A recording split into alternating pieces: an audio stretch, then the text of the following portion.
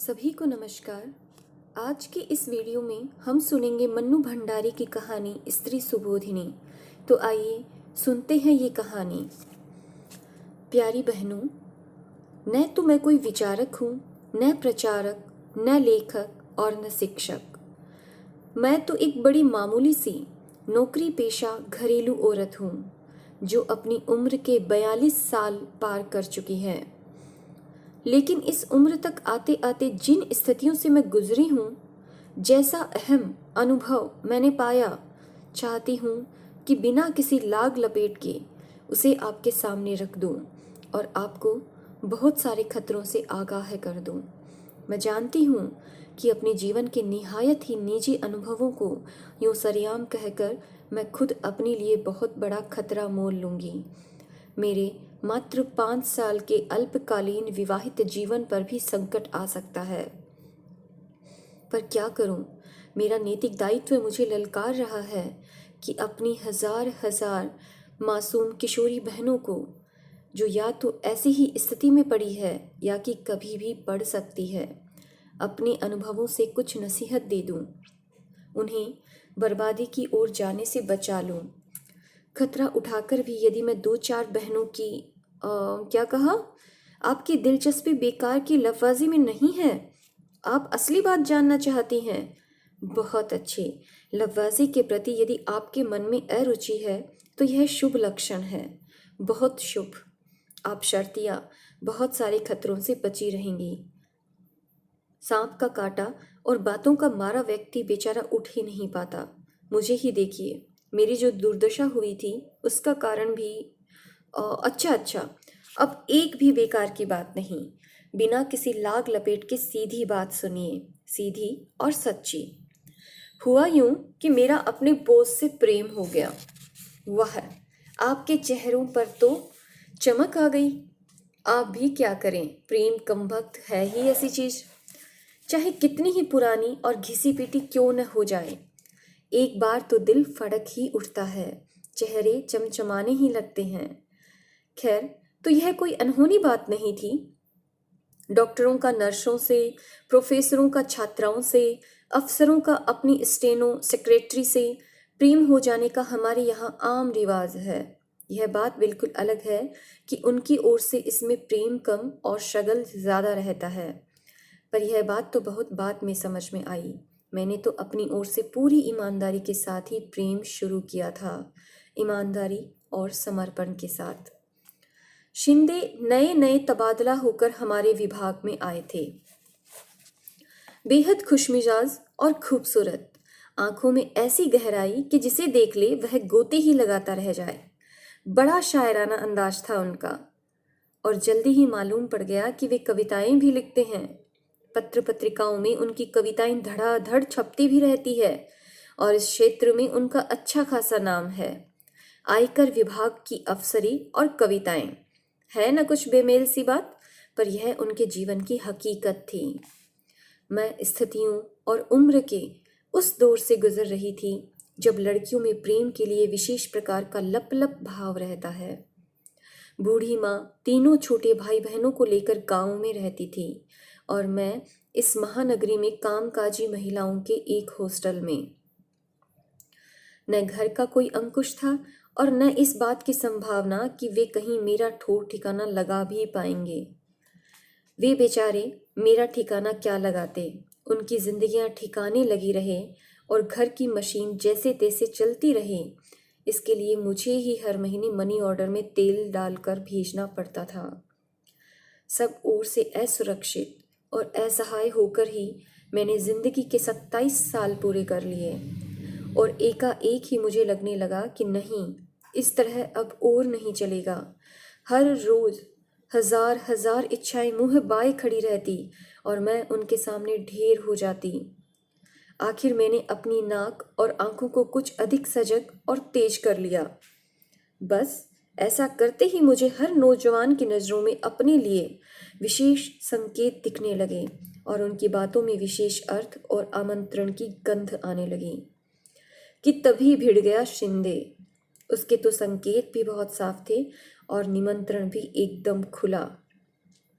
लगा किस्मत ने 56 पकवानों से भरी थाली मुझ भुक्कड़ के आगे परोस कर रख दी है। सो मैंने न उसका आगा पीछा जानने की कोशिश की और न अपना आगा पीछा सोचने की कोशिश की। बस आंख मूंदी और प्रेम की डगर पर चल पड़ी। हर प्रेम की शुरुआत करीब करीब एक सी ही होती है। प्रेमियों को वे सारी बातें चाहे जितनी रोमांचकारी और गुदगुदाने वाली लगे, पर देखने सुनने वालों को बड़ी उबाऊ और सपाट लगती है। घबराइए नहीं, मैं आपको उन बातों से कतई बोर करने नहीं जा रही। बस इतना ही समझ लीजिए कि शामें हमारी किसी रेस्तरां के नीम अंधेरे कोने में बीतती तो कभी बाग के झुरमुट के बीच, कभी हम आपस में उंगलियां उलझाए रहते तो कभी वह मेरी लटों से खिलवाड़ करता रहता। एक बार उसने कविता में मेरे बालों की उपमा बदली से दे दी। बस फिर क्या था, मैं जब तब गोदी में रखे उसके सिर पर झुककर अपनी बदली छितरा देती और वह उचक कर यह क्या, आपकी आंखों में तो अविश्वास उभर आया। मैं समझ गई, एक सीनियर अधिकारी और ऐसी छिछोरी फिल्मी हरकतें। पर सच मानिए, अब भी मैं दावे के साथ कह सकती हूँ कि यहाँ के हर पुरुष के भीतर एक ऐसा ही फिल्मी हीरो आसन मारे बैठा रहता है और जब तक वह पूरी तरह तृप्त न हो जाए मरता नहीं। उम्र के किसी भी दौर पर, उस समय चाहे वह 6 बच्चों का बाप ही क्यों न हो, जरा सा मौका मिलते ही भड़भड़ा कर जाग उठता है और पूरी तरह उसे अपनी गिरफ्त में जकड़ लेता है। फिर तो बड़ी बड़ी तोपें तक ऐसी बचकाना और बेवकूफाना हरकतें करती है कि बस तौबा, न कोई शर्म न उम्र का लिहाज। आजकल की लड़कियों ने इस राज को अच्छी तरह समझ लिया है, इसलिए वे शादी करते ही हनीमून जाने लग जाती है। फिर किसी पहाड़ी जगह में सारे नाज नखरों के साथ फिल्मी अदाकारी की तर्ज पर प्रेम के ऐसे ऐसे दिलकश दांव पेश दिखाती है कि हीरो साहब पूरी तरह ढेर। कम से कम आगे की 10 साल तो एकदम सुरक्षित। पर हनीमून की नौबत तो शादी के बाद आती है ना। मैं तो उन बहनों को सावधान करना चाहती हूँ जो शादी के पहले ही इस हीरो के चुंगल में आकर अपनी को चौपट कर लेती है। माफ करिए, मैं फिर बहक गई। क्या करूं, चाहती हूं इस प्रसंग की एक एक बारीकी आपको समझा दूं, वरना इस चक्कर में फंसने के बाद तो समझ एकदम भोंतरी हो जाती है, जैसे मेरी हो गई थी। हाँ, तो मेरा और शिंदे का प्रेम चल पड़ा। एक बात साफ कह देना चाहती हूँ, बहुत ज़रूरी है। आप कहीं यह न समझ लें कि मैं शिंदे से इसलिए प्रेम करने लगी थी कि वह मेरा बोस था और उसके प्रेम के प्रकाश में मुझे अपना करियर दिप दिपाता हुआ दिखाई देता। नहीं, प्रेम जैसी पवित्र चीज को मैं घटिया किस्म के स्वार्थों से अलग करके ही देखती थी। तभी तो पूरे 8 साल तक शिंदे के प्रेम की अखंड ज्योत जलाए अपने को उसमें होम करती रही। लीजिए, आप हंस रही हैं। क्या करूं, मुश्किल यह है कि तुच्छ लोगों ने प्रेम में निहायत ही घटिया किस्म की घाल मेल करके उसे इतना हल्का, झूठा और बाजारू बना दिया है कि उसके असली रूप की बात करते ही लोग हंसने लगते हैं। पर आप मेरी बात का यकीन मानिए, मेरा प्रेम कतई कतई कैरियर ओरिएंटेड नहीं था। बड़ी मुश्किल से पाए हुए अपने इस विवाहित जीवन को दांव पर लगाकर अपनी जो यह दुख भरी गाथा सुना रही हूँ, वह भी केवल उन्हीं बहनों के लिए जो प्रेम को मीराबाई के भाव से ग्रहण करती है। हाँ, तो सुनिए, मैं पूरी तरह शिंदे मई हो गई, पर तभी एक भयंकर झटका लगा। बल्कि कहूँ कि जो लगा उसके लिए झटका शब्द हल्का ही है।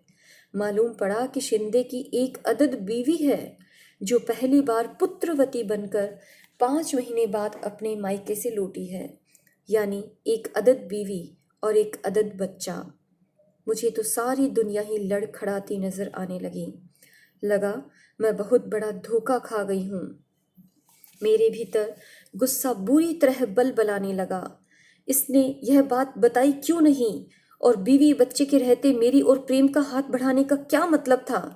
मैंने जब भी उससे घर और घर वालों के बारे में पूछा, वह बस 3-4 शेर दोहरा दिया करता था जिनका शाब्दिक अर्थ होता था, मेरा न कोई घर है न दर, न कोई अपना है न पराया, इस जमीन और आसमान के बीच मैं अकेला हूँ, बिल्कुल अकेला। पर मेरे लिए इन शेरों का सीधा साधा अर्थ था हरी झंडी, यानी लाइन क्लियर। सो मैं सपाटे से उस लाइन पर चल पड़ी, बल्कि चलने में थोड़ी फुर्ती भी कर डाली। आप तो जानती ही होंगी कि इस उम्र तक शादी न होने पर लड़कियों में एक खास तरह की हड़बड़ाहट आ जाती है। चाहती है जैसे भी हो जल्दी से जल्दी प्रेमी को पूरी तरह कब्जे में करके पति बनाकर अपनी टेंट में खोस ले। झूठ नहीं बोलूंगी, मैं भी इसी नेक इरादे से लपक रही थी कि बीच में ही औंधे मुंह गिर पड़ी। पर गिरने नहीं दिया शिंदे ने, हाथों हाथ झेल लिया। गुस्से से मैं पगला रही थी और आंखों से आंसुओं की झड़ी लगी हुई थी। मन हो रहा था सामने बैठे इस आदमी की चिंदियां बिखेर कर रख दूं और फिर कभी इसकी सूरत ना देखूं। पर उसने बिना किसी बात का मौका दिए मुझे बाहों में भर लिया और धुआंधार रोने लगा। बोलने लगा, पिता के दबाव में आकर की हुई शादी मेरे जीवन की सबसे बड़ी ट्रेजेडी बन गई। बीवी के रहते भी मैं कितना अकेला हूं। दो अजनबियों की तरह एक छत के नीचे रहने की यातना तुम क्या समझोगी। ऐसी ऐसी बातों के न जाने कितने टुकड़े आंसू में भीग भीग कर टपक रहे थे। मेरा विवेक मुझसे संकल्प करवा रहा था कि लौट जाओ, इस दिशा में अब एक कदम भी आगे मत बढ़ो। मैं रो रो कर अपना संकल्प दोहरा भी रही थी, वह रो रो कर अपना दुख दोहरा रहा था। इस तरह हम 2-3 बार और मिले, वही बातें, वही रोना धोना। मैंने सोचा था कि आंसुओं के साथ मैं अपना सारा प्रेम और गम भी बहा दूंगी और हमेशा के लिए अलविदा कहकर लौट जाऊंगी। पर हुआ एकदम उल्टा। आंसुओं के जल से सींचकर प्रेम की बेल तो और ज्यादा लहलहा उठी। अब देखिए न, मीरा का पद अंसवन जल सींच सींच बचपन में पढ़ा था। पर हम सबकी ट्रेजेडी यही है कि स्कूली शिक्षा को जीवन में गुनते ही नहीं। शिक्षा एक तरफ, जीवन एक तरफ, और इसीलिए ठोकरें खाते हैं। यही मेरे साथ हुआ। उसका दुखी और दयनीय चेहरा देखकर मेरे मन में उसके प्रति प्रेम का ज्वार उमड़ने लगा। उसके आंसुओं ने प्रेम को इतना गीला और रपटीला बना दिया कि वापस मुड़ने को तैयार मेरा पैर अपने आप को स्वाहा करने के लिए उसकी तरफ फिर से बढ़ गया।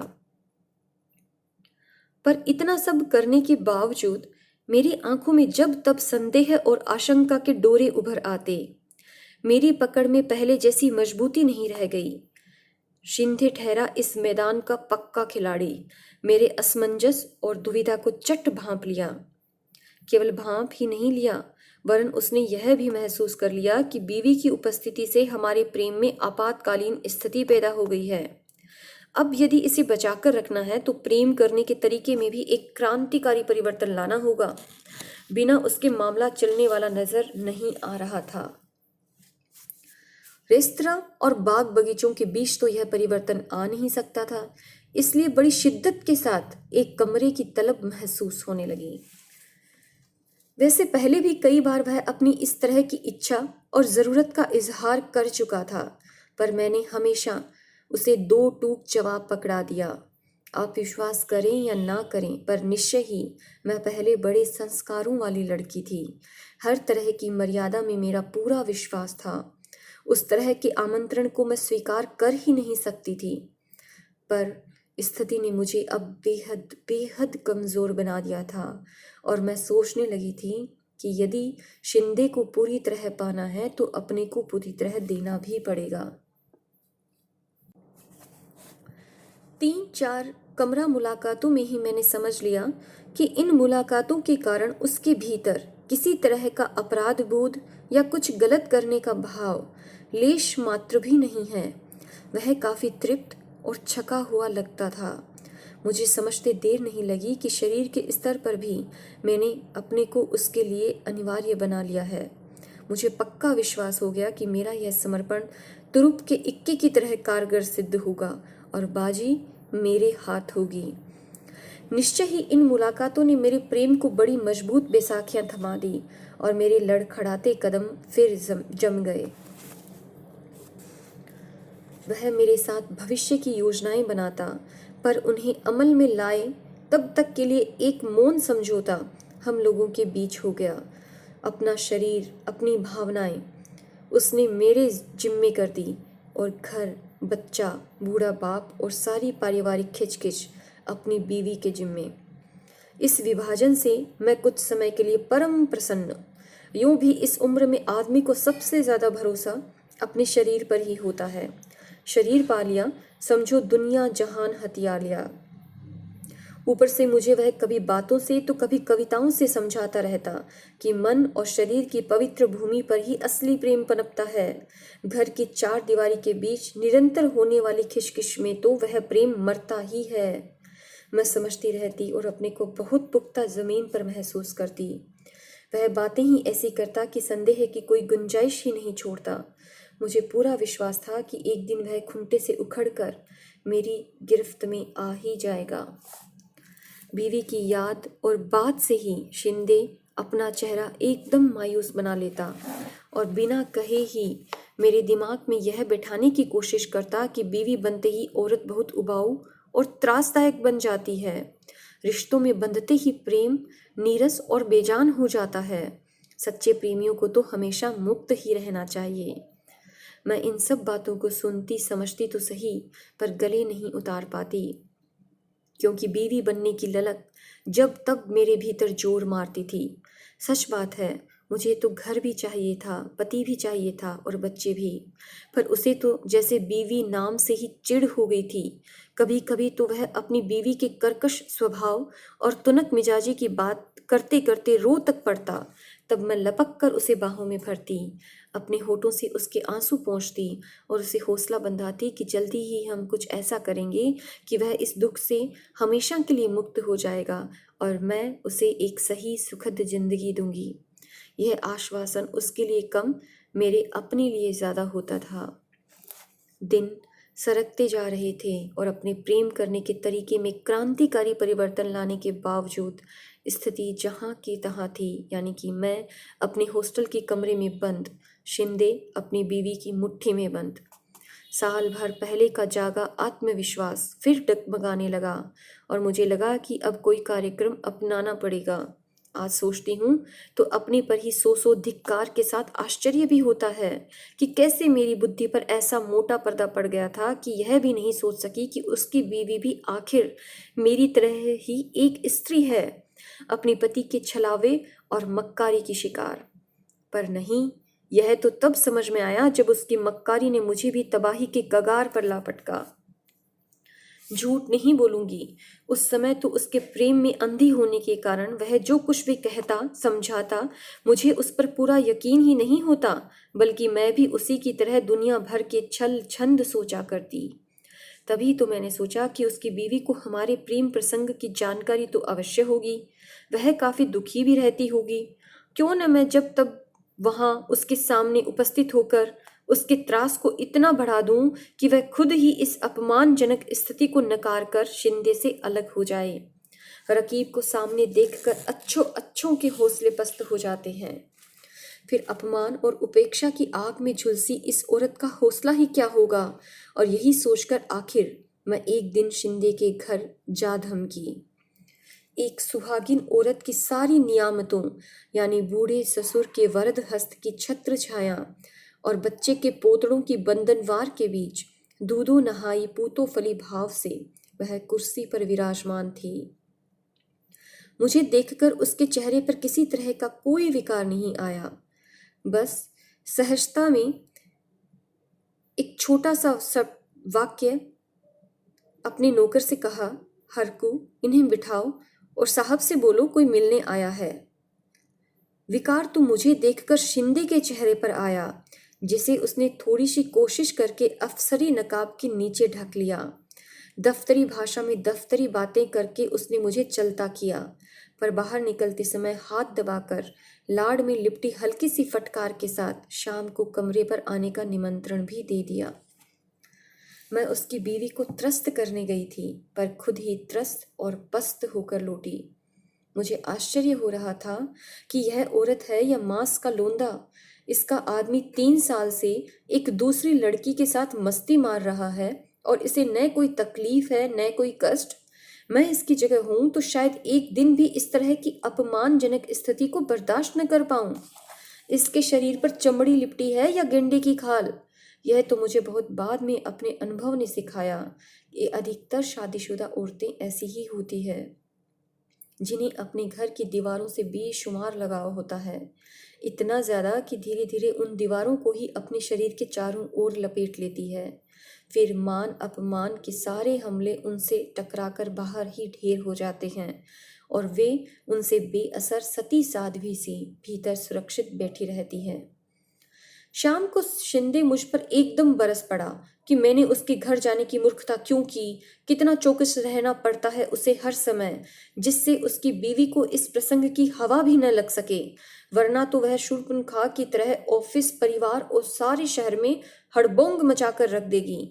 मौका लगा तो मेरा झोंटा पकड़कर सड़क पर जूते लगवाएगी। और बड़ी चालाकी से उसने मेरे मन में अपनी पत्नी के लिए, जिसे वह अक्सर कोतवाल कहता था, ढेर सारी नफरत और आक्रोश भर दिया। साथ ही जल्दबाजी करने की अपनी नादानी भरी मूर्खता पर मुझे बेहद शर्मिंदा भी किया। देखा आपने कि कैसे शातिराना अंदाज से पुरुष नफरत और गुस्से की सुई अपनी ओर से सरकाकर दोनों औरतों की ओर घुमा देता है। वे ही आपस में लड़े भिड़े, कोसे गलियाएं, और वह जो असली गुनहगार है अपने पर आंच आए बिना आराम से दोनों का सुख भोगता रहे। पर उस समय तो मैं जब जब बहुत अधीर होती, वह समझाता कि सहज जीवन का मधुरतम पक्ष तो हम भोग ही रहे हैं। मैं क्यों बेकार में शादी ब्याह और घर में जकड़कर इस मधुर संबंध का गला घोंटना चाहती हूँ। और इसी चक्कर में वह मधु उंडेलती हुई 3-4 फड़कती हुई कविताएं मेरे नाम ठोक देता। मीठी मीठी पप्पियों के बीच बड़ी ऊंची ऊंची बातें मेरे जहन में बिठा देता। कुछ समय के लिए मुझे लगने लगता कि मैं आम औरत से कुछ अलग, कुछ विशिष्ट, कुछ ऊंची हूँ। मेरे कंधों पर स्त्री पुरुष के संबंधों को एक नई दिशा देने का दायित्व है। अगली पीढ़ी अधिक स्वस्थ, अधिक मुक्त जिंदगी जी सके, इसके लिए हमें पहल करनी होगी, एक उदाहरण रखना होगा, चाहे उसके लिए हमें खाद ही क्यों न बनना पड़े। शिंदे तो ये बातें झाड़कर मजे से अपनी बीवी का बगलगीर हो जाता और मैं असली अर्थों में खाद बनी अपने कमरे में सड़ती रहती। तभी शिंदे का तबादला हो गया। मैं एक बार फिर डगमगा गई। मुझे लगा कि बस अब यह मेरी जिंदगी से निकला। रो रो कर मेरा बुरा हाल था, पर फिर उसने मुझे हाथों हाथ छेल लिया।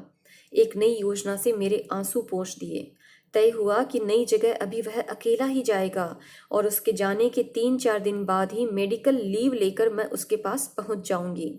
उसने मुझे बताया कि उसने यह तबादला करवाया ही इसलिए है कि शहरी तबादला उसकी जिंदगी के तबादले की भूमिका बन जाए। यह तो मुझे बाद में मालूम पड़ा कि शिंदे ने तबादला इसलिए करवाया था कि हमारे संबंधों की सुरसुराहट उसकी बीवी के कानों तक पहुंचने लगी थी। बात पूरी तरह खुले उसके पहले ही वह शहर छोड़ देना चाहता था। पर मैं तो यह समझकर कि केवल मेरे खातिर शिंदे ने बड़े शहर की बड़ी संभावनाओं को छोड़ छोटी जगह चुनी है, एकदम निहाल हो गई और उसकी बातों के जादू में बंधी बंधी 1 सप्ताह बाद ही उसके पास पहुंच गई। आपको बहुत गलत लग रहा है ना? लगना भी चाहिए। अब तो मुझे भी गलत लगता है, पर उस समय गलत सही की समझ ही कहाँ रह गई थी। मैं उसे पाना चाहती थी और वह मुझे खोना नहीं चाहता था। उसके साथ होटल में गुजारे वे दिन, मैं तो भूल ही गई कि हम दोनों के बीच कोई तीसरा भी है। तबीयत एकदम लहलहा उठी। इस बार उसने बाकायदा योजना बनाई कि पत्नी को अब यहाँ न बुलाकर उसके पिता के घर भेज देगा और धीरे धीरे उसे कानूनी कार्रवाई करने के लिए राजी कर लेगा, और यदि वह राजी नहीं हुई तो उसे मजबूर करेगा। पंखों पर सवार होकर ही मैं लौटी थी। आंखों में उसने ढेर सारे सपने आंच दिए थे और उठते बैठते मुझे अपना स्वीट होम ही दिखाई देता। मैंने उसे एक फड़कता हुआ प्रेम पत्र लिखा। बातों का तो वह बादशाह था ही, पत्र लिखने में भी उसे कमाल हासिल था। शरीरों में जो दूरी आ गई थी उसे वह पत्रों की भाषा से पाटता रहता। पत्रों में मुझे वह दिव्य प्रेम का दर्शन समझाता। मेरे जन्मदिन पर अपने इसी दिव्य प्रेम में डुबोकर उसने एक खूबसूरत सा तोहफा मेरे लिए भेजा। कभी वह चांदनी रात के गीत लिखकर भेजता तो कभी साथ बिताए मधुर क्षणों की याद को ताजा करने वाली कविताएं। जानता था कि इन बातों से मुझे तसल्ली नहीं होगी, इसलिए तसल्ली देने के लिए वह खुद सह शरीर आ पहुंचा। ऑफिस का काम निकालकर वह जब तब आ ही जाया करता था। उसने आंखों में सचमुच के आंसू भरकर कहा कि मैं ही शिंदे की प्राण हूँ, मैं ही शिंदे की प्रेरणा हूँ। घर परिवार के अतिरिक्त शिंदे का जो कुछ भी है, और असली शिंदे भी तो वही है, वह उसने मुझे पूरी तरह सौंप रखा है। और तुरंत उसने अपनी बात का प्रमाण पेश कर दिया, मुझे समर्पित किया हुआ अपना नया कविता संग्रह। उसकी प्रेरणा और प्राण बनने का हश्र यह हुआ कि वह तो दिन दूना रात चौगुना फलता फूलता रहा। धन, यश, सफलता, मान, सम्मान सभी का मालिक, और मैं भीतर ही भीतर झुलस कर काठ का कुंदा हो गई। सब ओर से मरी, मुरझाई, टूटी और पस्त। मैं समझ गई कि मैं बुरी तरह ठगी गई हूँ। धीरे धीरे उम्र की बढ़ोतरी और ऑफिस और दुनियादारी की निरंतर बढ़ती जिम्मेदारियों के बीच शिंदे की रोमानी ज़रूरत घटती चली गई। परिणाम यह हुआ कि हमारे बीच चलने वाले पत्रों की संख्या कम और मजमून मौसम के सर्द गर्म होने पर आकर टिक गया। और फिर एक दिन उसके पास से गृह प्रवेश का निमंत्रण पत्र मिला। जाने का कोई तुक नहीं था, लेकिन फिर भी मैं चली गई, महज सारी स्थिति का जायजा लेने के लिए। लंबा चौड़ा आधुनिक ढंग का बना हुआ मकान, लकदक फर्नीचर। बीवी निकल कर आई तो लगा यह कोई दूसरी औरत है। शरीर पर चर्बी की 3-4 परतें चढ़ी हुई और परम तृप्ति का एक डकार भाव सारे चेहरे पर पुता हुआ। 8 साल का एक सुंदर सा बच्चा भी निकल कर आया। लगा जैसे शिंदे ने ही अपने को पूरी तरह उंडेल दिया हो उसमें। हूबहू शिंदे लग रहा था, और मेरा मन हो रहा था कि शिंदे के दोनों कंधे झकझोर कर पूछूं, रामधुन की तरह तुम मेरी हो कि रट लगाने वाले शिंदे साहब, बताइए आपकी जिंदगी के इस सारे तामझाम में मैं कहाँ हूँ, मैं कितनी हूँ? पर पूछकर अब होना भी क्या था।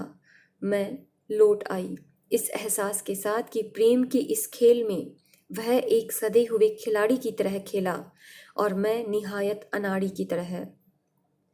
8 साल तक चलने वाला प्रेम प्रसंग महज एक खिलवाड़ था, जिसकी बाजी बड़ी होशियारी से शिंदे ने बांटी। भ्रमजाल के कटते ही नजर साफ हुई तो बाजी में बंटे हुए पत्तों का यह नक्शा रह रह कर मेरी आंखों में उभरने लगा।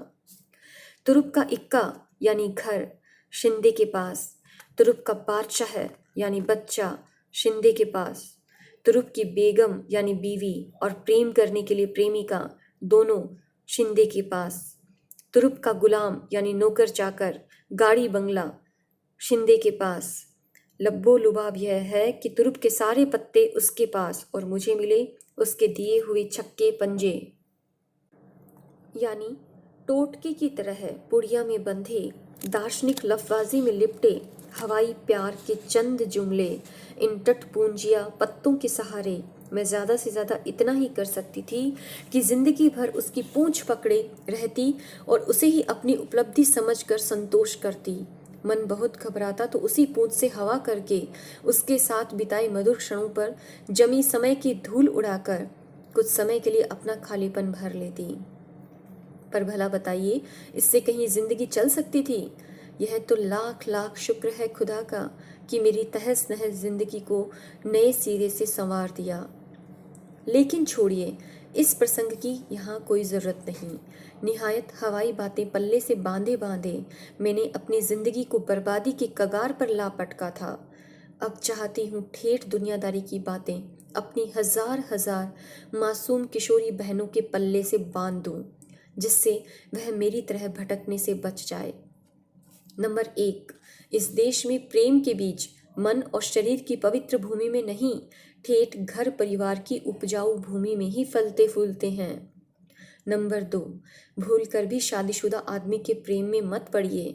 दिव्य और महान प्रेम की खातिर बीवी बच्चों को दांव पर लगाने वाले प्रेम वीरों की यहाँ पैदावार ही नहीं होती। 2 नावों पर पैर रखकर चलने वाले शूरवीर जरूर सरेआम मिल जाएंगे। हाँ, शादीशुदा औरतें चाहे तो भले ही शादीशुदा आदमी से प्रेम कर ले। जब तक चाहा प्रेम किया, मन भर गया तो लौटकर अपने खुंटे पर। न कोई डर न कोई घोटाला, जब प्रेम में लगा हो शादी का ताला। धन्यवाद।